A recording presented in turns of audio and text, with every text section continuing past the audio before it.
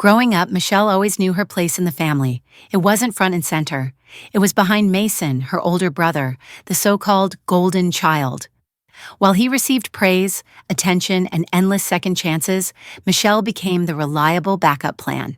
Her parents constantly reminded her how self-sufficient she was, which became code for, "We don't have to care as much about you." From childhood, every holiday, every family dinner, and every milestone was quietly overshadowed by Mason's needs and failures. When he got a new gaming console, Michelle got the broken hand-me-down. When he passed a class by the skin of his teeth, it earned applause. Meanwhile, her academic excellence was acknowledged for 3 days, then forgotten. Despite the lack of emotional support, Michelle forged ahead. She worked tirelessly through high school and college, paying her own way while Mason dropped out of a state college her parents funded completely. By the time she was 27, Michelle had bought her own home. Modest, yes, but hard-earned with no loans or co-signers. She built a life she could be proud of, brick by brick, and yet through every success, she remained invisible to the people who should have valued her most. Her parents never acknowledged the difference in how their children were treated. They continued to ask Michelle for a little help when Mason and his wife ran into financial trouble, again and again. What finally broke her wasn't a dramatic betrayal. It was the moment her parents casually informed her that Mason and his wife would be moving into her house, as if Michelle's years of independence and sacrifice meant nothing. They didn't ask. They told her. In that moment, Michelle realized the truth. She was never going to be a priority. She was just the fallback, the safety net, the quiet one who would always be expected to pick up the pieces. And finally, she decided she was done being anyone's plan B. The breaking point came at a dinner Michelle thought would be ordinary. Exhausted after closing a major account at work, she arrived at her parents' house expecting nothing more than lasagna and a few passive-aggressive comments about her single life. Instead, she walked into a coordinated ambush. Between bites of pasta and forced smiles, her mother casually announced that Mason and his pregnant wife, Vanessa, would be moving into Michelle's house next month. Just like that, no discussion, no courtesy, no respect. The room was quiet as her family smiled, waiting for her approval. Michelle's stomach sank. Vanessa scrolled through nursery furniture on her phone, already deciding how she'd redecorate Michelle's home. Her father chimed in, insisting the arrangement was practical. After all, Michelle didn't really need all that space for just herself. They talked about her house like it was community property. Like she was community property. Michelle smiled. She nodded.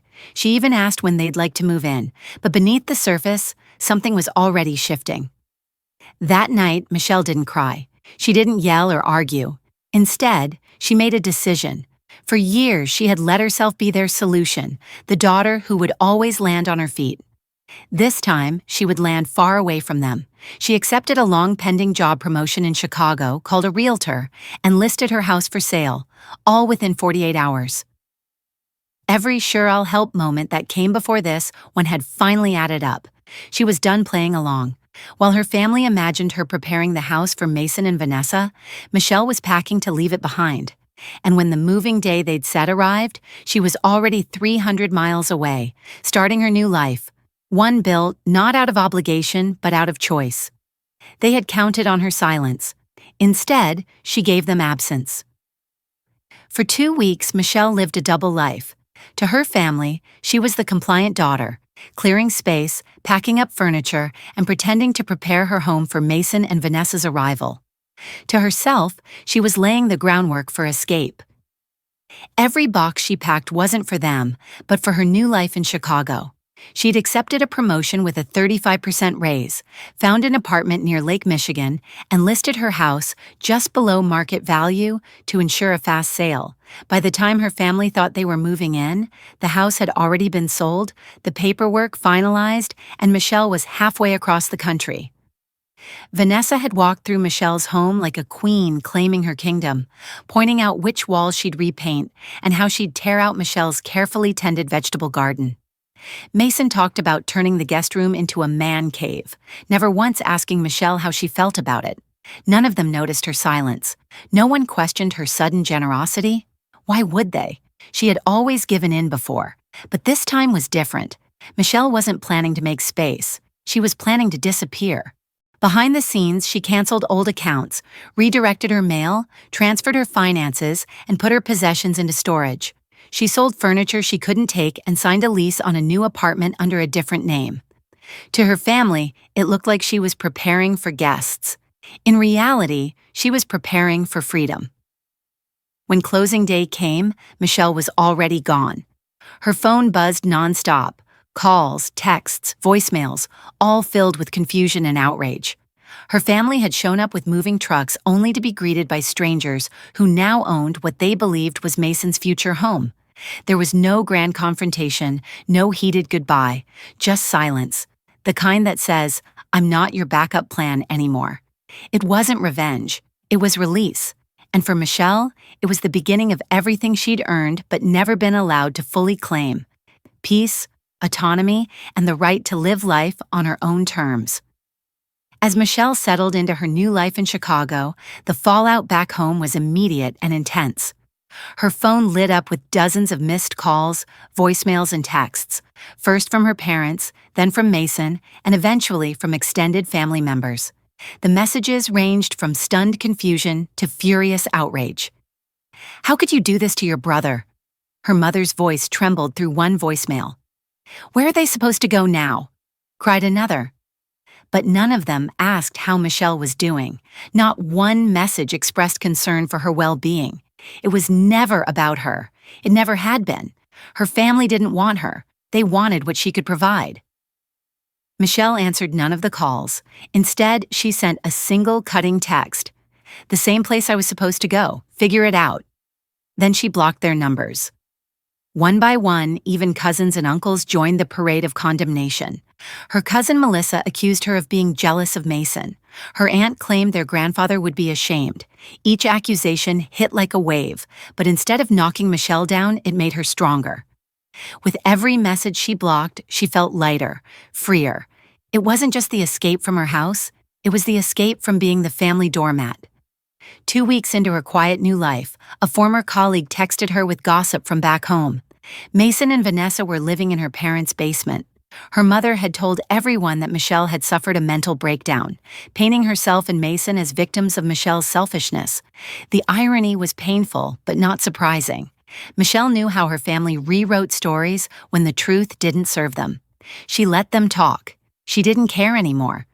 Her only focus now was on moving forward, not managing their delusions.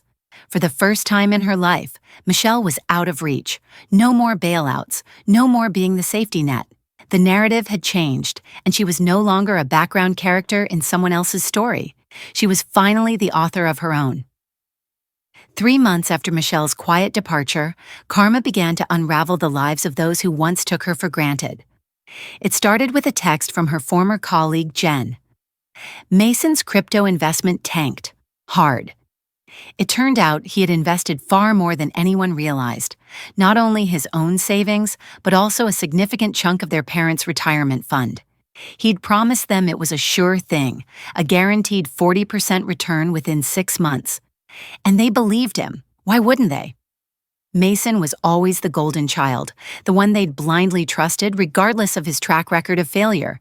But this time, the fallout was catastrophic. When the crypto market crashed, Mason panicked. Instead of cutting his losses, he doubled down, borrowing from payday loan companies and maxing out 2 credit cards in his parents' names. All of it came crashing down when the collection calls started. Michelle learned from Jen that her parents had taken out a second mortgage just to stay afloat. Vanessa, overwhelmed and now heavily pregnant, was threatening to leave. The image of that unborn child dragged into such chaos tugged at Michelle's heart. She didn't feel sorry for Mason or her parents, but the baby was innocent. In a rare moment of compassion, Michelle sent an anonymous gift card to a baby supply store addressed to Vanessa's mother. It was a quiet gesture, a small piece of humanity extended to someone who hadn't yet had the chance to choose the dysfunction around her. But Michelle didn't look back. While her family's life spiraled into debt and dysfunction, Michelle flourished. Her new job in Chicago pushed her to grow in ways her old position never could. She made new friends, joined a local hiking group, and even started volunteering on weekends. In this new life, no one knew her as Mason's sister or the responsible one. She was simply Michelle, capable, free, and finally seen for who she truly was. The contrast between her past and present couldn't have been clearer, and every time her phone buzzed with more gossip from back home, Michelle only smiled, knowing she had escaped just in time. 6 months after Michelle left, she received a letter forwarded from her old P.O. box. The return address read from her grandfather's nursing home. Inside was a short, handwritten note that would unexpectedly crack open a well of emotion. "Michelle," it began in shaky cursive. "I heard what happened. Your mother's version of the story doesn't sit right with me. I always knew you were the strong one, the smart one. I'm sorry I let them convince me that Mason needed more help in the will." Tears welled in Michelle's eyes. It was the first time someone in her family had acknowledged the years of unfairness, the constant emotional labor she shouldered while Mason was coddled. Her grandfather continued, "They said you'd always land on your feet while Mason needed a safety net. But now I see who really needed protection. I've changed my will. It's not much, but it's something. I'm proud of you for standing up for yourself." Michelle sat quietly for a long time, holding the letter in both hands, her vision blurred with tears. Not of pain, but of deep, unexpected validation. After a lifetime of being unseen, someone finally saw her. And it wasn't just anyone. It was the only family member who seemed to understand the truth and chose to act on it. That night, Michelle walked to the lakefront and read the letter again under the soft glow of city lights. The noise of Chicago faded behind her as she let the wind carry away years of resentment. She didn't cry for the girl she used to be, desperate for approval. She cried because that girl had survived, grown, and reclaimed her power. Her grandfather's words didn't erase the past, but they offered something rare: acknowledgement, a small piece of healing. And for the first time, she allowed herself to believe that not all family was lost, not all love was conditional. Some of it, even if late, came wrapped in sincerity and truth. 9 months after Michelle left, Mason and Vanessa welcomed a baby girl. Her name, Michelle. Jen, Michelle's former colleague and quiet informant, delivered the news with a single text. "They named the baby after you." Vanessa said it was her idea of extending an olive branch. Michelle stared at her phone, unsure whether to laugh, cry, or recoil. After everything, the betrayal, the erasure, the manipulation, this gesture felt confusing. But the baby, she reminded herself, wasn't responsible for any of it. So Michelle did the only thing her heart allowed. She sent an anonymous gift. A savings bond, one that would mature by the time the child turned 18, arrived quietly at Vanessa's mother's house. It was accompanied by a simple note. "For college." No strings attached. It was the purest form of kindness Michelle could offer, compassion without expectation. She wanted that child to have a chance, even if the people raising her had long since burned their bridges. Michelle didn't dwell on the gift. She didn't expect thanks or recognition. She returned to her life in Chicago, to her demanding but fulfilling job, to her new friends who knew nothing of Mason or family drama. She let herself breathe without the weight of obligation, and she learned something surprising. Compassion doesn't have to come at the cost of your boundaries. You can offer a small kindness without reopening wounds. You can be generous without sacrificing your peace.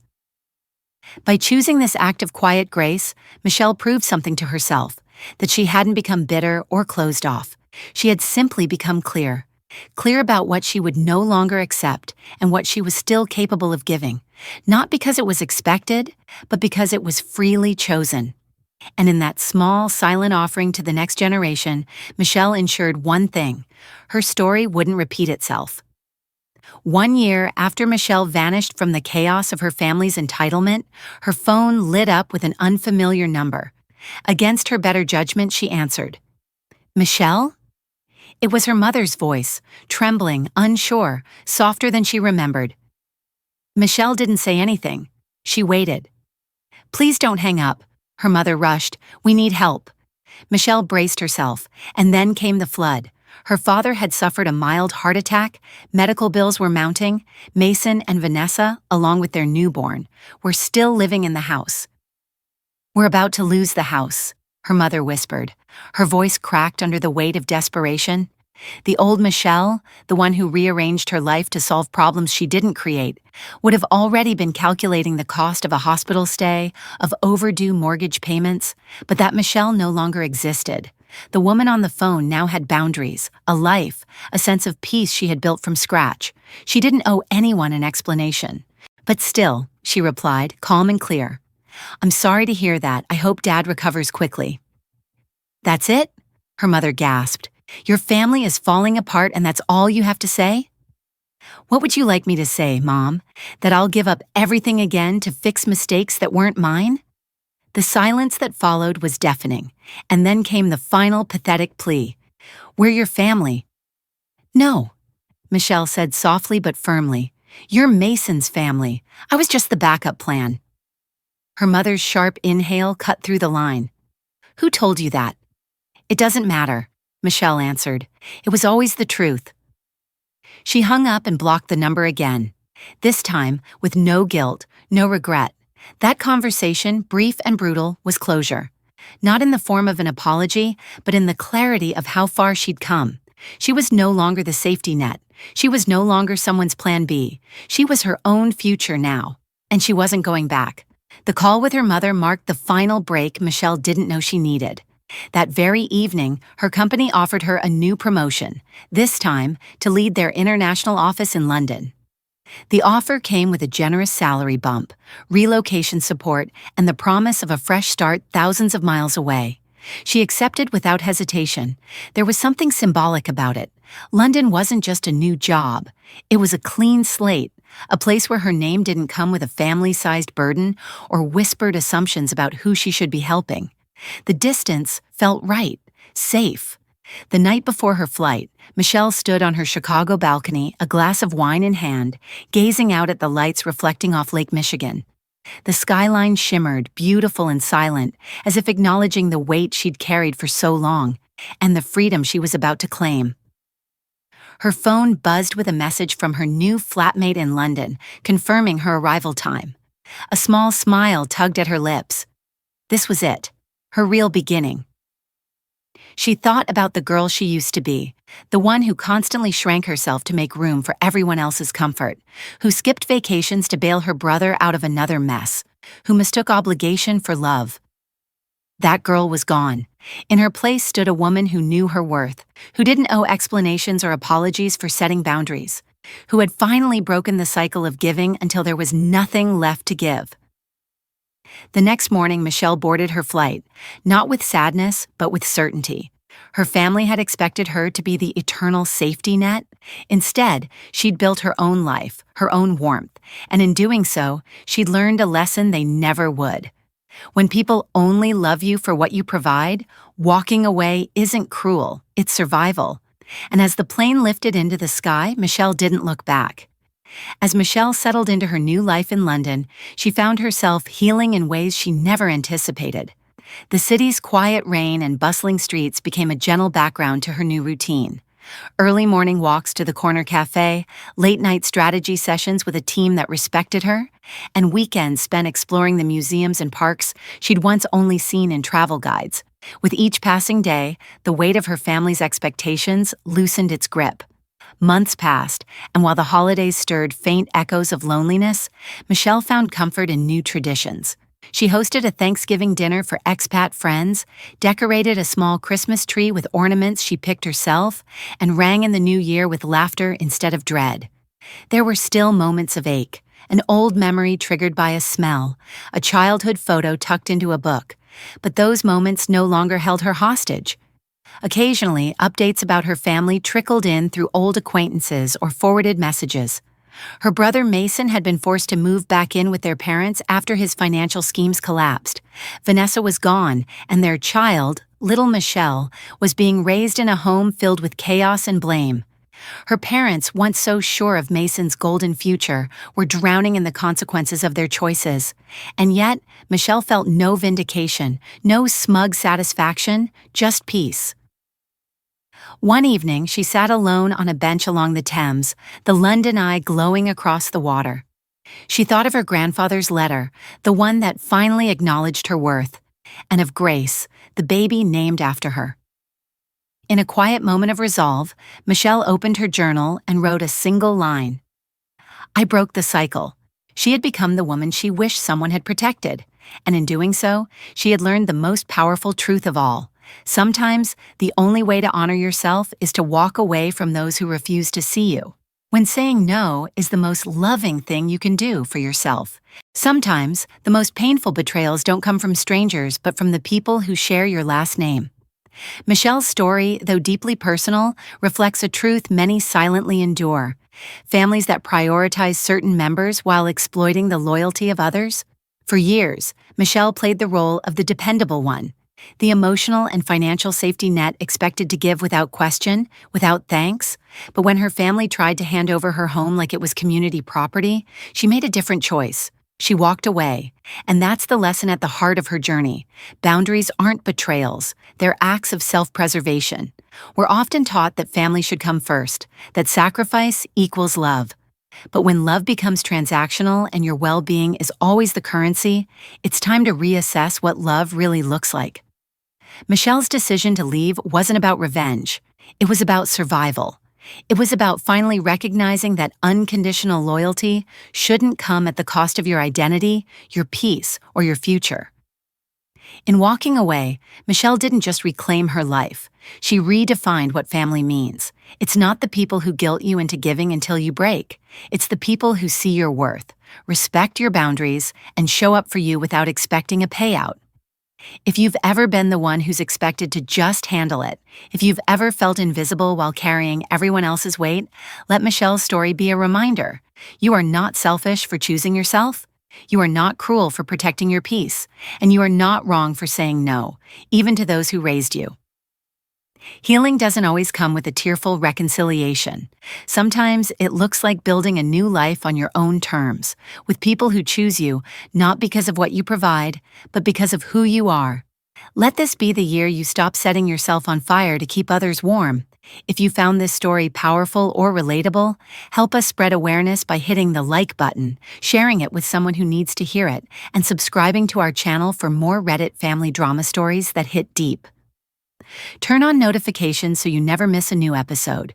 You deserve to feel seen.